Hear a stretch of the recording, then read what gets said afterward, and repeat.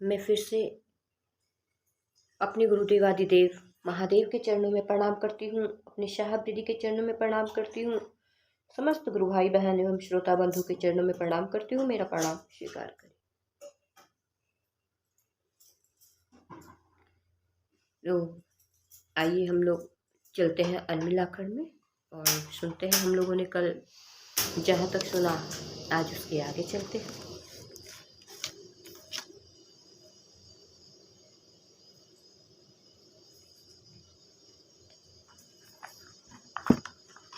हम लोगों ने कल सुना था, हमारी लास्ट लाइन थी, उनकी इच्छा में ही शक्ति है, हरि काका की अनुभूति भी शिव की ही इच्छा है। आज इसके आगे चलते हैं। सभी ने शंवेद पूछा, यह होगा कैसे? उत्तर मिला, ये तो महादेव बताएंगे। बलिया के अरुण यादव अपनी वाचालता एवं सुमधुर स्वर में भजन गायन के कारण गुरु भाई बहनों में बहुत लोकप्रिय हो गए थे। बिना सोच विचार किए मन के तल पर जो बात आती उसे निसंकोच शब्द रूप दे जाते। साहब दीदी भी इनको बहुत स्नेह देते थे। दीदी के साथ तालमेल अच्छा था, इसलिए जो मन में आता टपाक से बोल जाते। लोगों को पता था कि ये साहब दीदी से बातचीत करने में ज़्यादा सहज है, तो जब भी कोई प्रश्न पूछना होता तो पर्ची पर लिखकर इनकी तरफ बढ़ा देते। मजे की बात यह है कि इन्हें जवाब भी मिल जाता। यह हरिंद्रानंद की उदारता का परिचायक था या गुरु भाइयों के प्रति उनका अनुराग कहना कठिन है। रविवार का दिन था, सो दिनचर्या आराम से चल रही थी। दिन के भोजन के बाद लगभग 3 बजे चर्चा आरंभ होने को थी। तभी एक गुरु भाई ने अरुण यादव से एक स्वरचित भजन गाने का आग्रह किया। अरुण स्वर और सुर दोनों से धनी थे। वैसे प्रशंसा सुनकर प्रसन्न होना तो मानवोचित गुण है। यह तो किसी भी मानस को अभिभूत कर देता है। अरुण भी इससे अछूते नहीं रहे। टेबल को पास खींचकर उसे तबला समझते हुए भजन गाने लगे।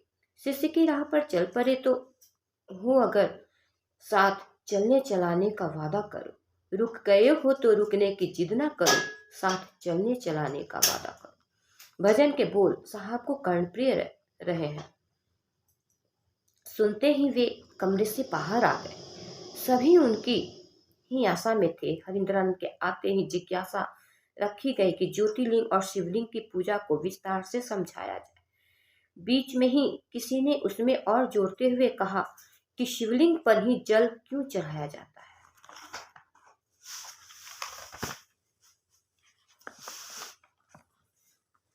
प्रश्न का उत्तर गहन होने के साथ साथ विशद था। साहब को समझते देर नहीं लगी कि वहां बैठे लोग के मानसिक और धार्मिक तल पर आकर ही इसे समझाया जा सकता है। वे कहते हैं 18 पुराणों में 6 पुराण भगवान शिव की अभ्यर्थना में लिखे गए हैं। ये हैं शिव पुराण, लिंग पुराण, स्कंद पुराण, कुर्म पुराण, मत्स्य पुराण और ब्राह्मण पुराण। इन्हीं शैव पुराणों में 12 ज्योतिर्लिंग का वर्णन है। वाराणसी का विश्वेश्वर लिंग इन सब में प्रधान है। मुगल शासक औरंगजेब के समय में उपद्रवियों द्वारा यहाँ काफी उत्पात मचाया गया, फिर भी यह ज्योतिर्लिंग ज्ञानवापी के भीतर सुरक्षित रहा। वपन शब्द का अर्थ होता है रोपना, ज्ञानवापी शब्द का अर्थ है ज्ञान का बीज बोया जाना। इसके कारण ही वाराणसी के शिव मंदिर को ज्ञानवापी नाम से भी जाना जाता है।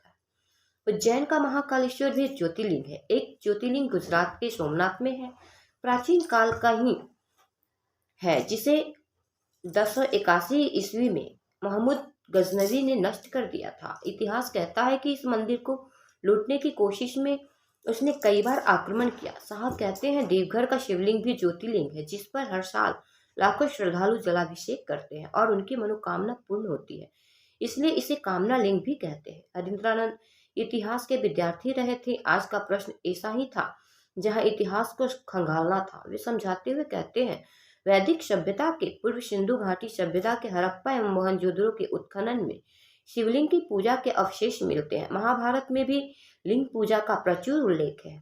हम स्वीकार करने को विवश हैं कि प्राचीनतम काल से ही शिव की पूजा लिंग के रूप में चलती आई है।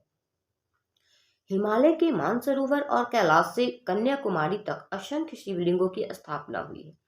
पौराणिक दृष्टि से लिंग के प्रथम प्रादुर्भाव का उल्लेख शिव पुराण और लिंग पुराण में दिया गया है। शिवलिंग और ज्योतिर्लिंग पर इनकी जानकारी से सभी हतप्रभ थे। अब बारी थी कि क्यों शिवलिंग पर हजारों साल से जलार्पण होता आया है। सावन माह में अनगिनत लोगों के द्वारा जलाभिषेक किया जाता है। वे बोलबम का उच्चारण करते हैं।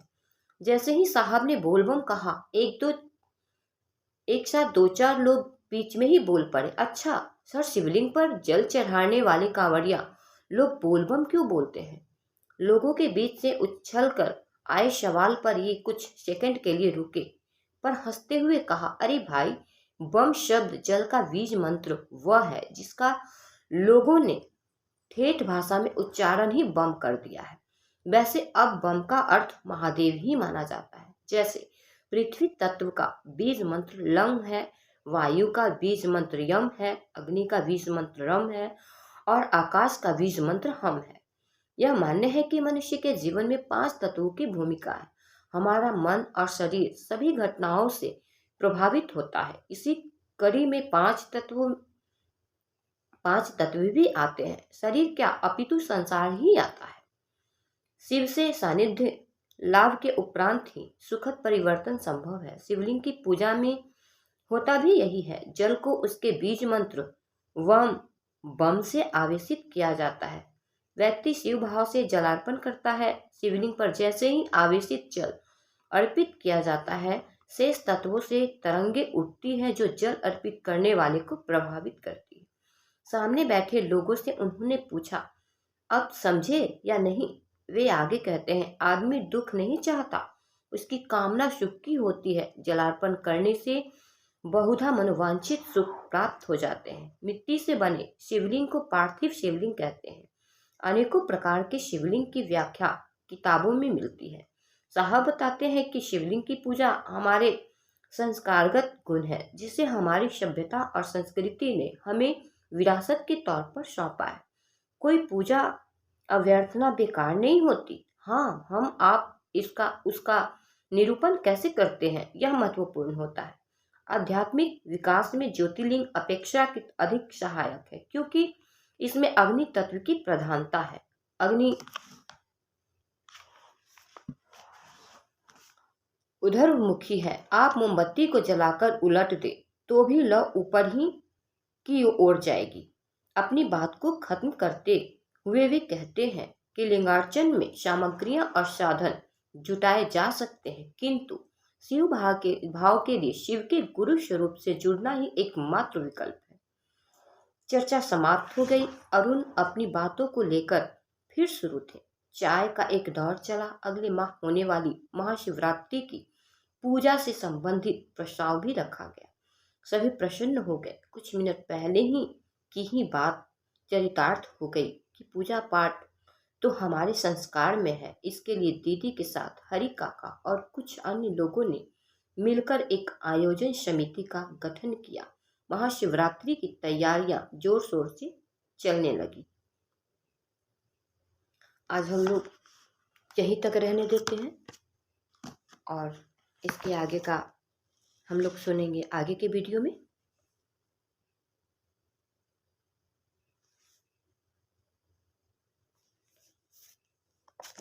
मैं फिर से आप सबों के चरणों में प्रणाम करती हूँ।